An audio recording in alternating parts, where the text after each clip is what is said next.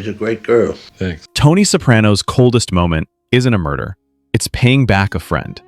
Tony Soprano's final interactions with Hesh Rabkin are not simply a subplot.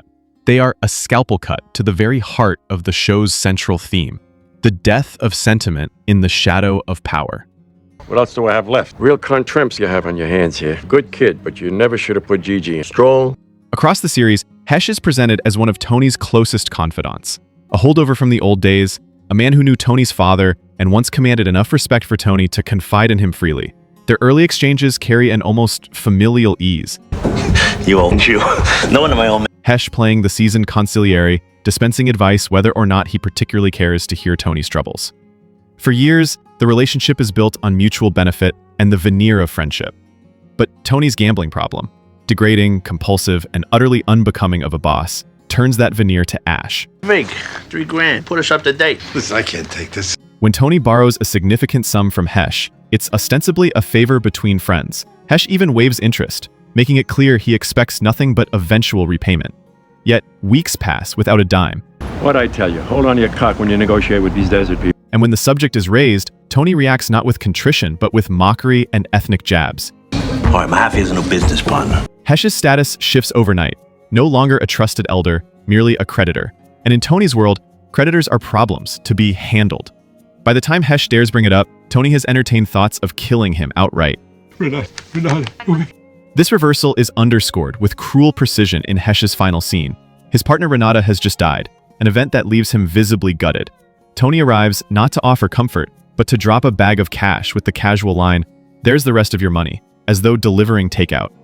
It is a gesture so cold it verges on sadistic. In earlier seasons, Tony would have sat with him, offered a drink, performed at least a pantomime of friendship. Now, there is no warmth, no solidarity, only business. One could half expect a pistol in the bag instead of cash. The dynamic is doubly corrosive because both men know exactly what's happened. Go to the bedroom and lock the door. Hershey, what's going on?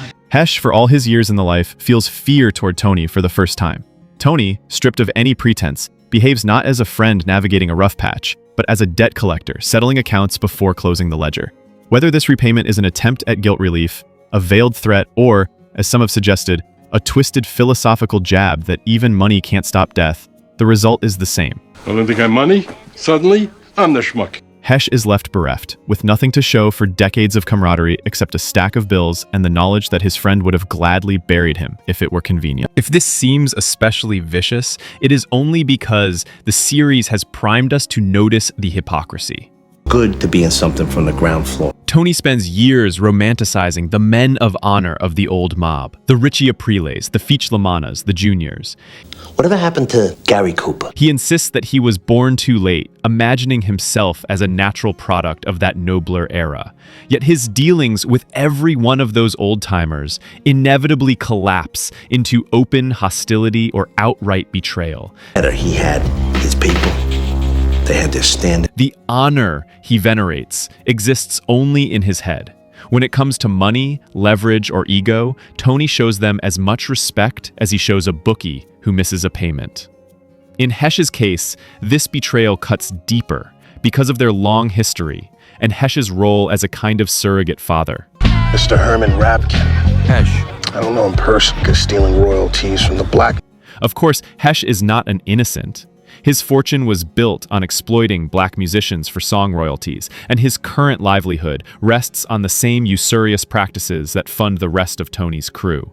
He has never been above using Tony's muscle to collect debts, and he keeps his own secrets, such as concealing a racetrack stake that should have been partly Tony's. Theirs is a friendship built on calculated utility. For years, Tony protected him from taxation and other racketeering inconveniences. Hesh offered occasional counsel and the air of wisdom. When the utility expired, so did the goodwill. That is, perhaps, the sharpest lesson of their arc. Tony doesn't so much turn on Hesh as he finally treats him like everyone else. David Scatino doesn't pay you a fucking penny until I get mine first. By the final stretch of the series, Tony sees every person in his orbit, friend, family, lover, as either an asset or a liability. Carmela, Paulie, Christopher, Artie, Hesh, it makes no difference. The calculation is cold and constant. What can they provide and what will it cost? Once the balance sheet turns negative, sentiment is discarded.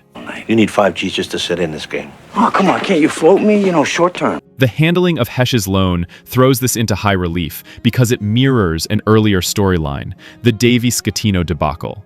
I'm opening my mail, and it's a lawsuit. When Davy fell behind on his debts, Tony bled him dry without pity, couching the cruelty in the rules of business.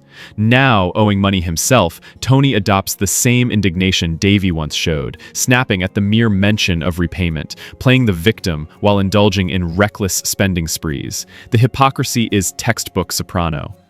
In the end, the Hesch episode does more than expose Tony's moral bankruptcy. It dismantles the very myth he uses to justify his existence.